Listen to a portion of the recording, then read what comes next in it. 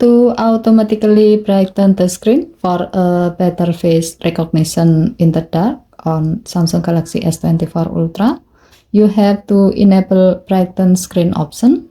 To do so, swipe down the top of the screen and then tap setting icon. Scroll down the screen to find security and privacy.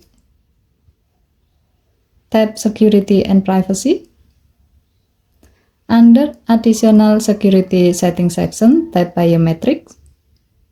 Tap face recognition. Next, enter your current screen lock.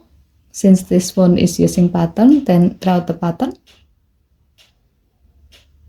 Now, tap the gray on off switch next to brighten screen until the switch turns blue to turn it on.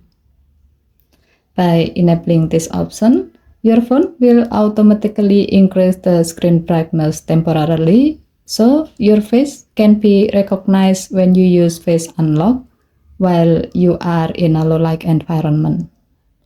Okay, thank you for watching. Please help to like and subscribe. Have a nice day.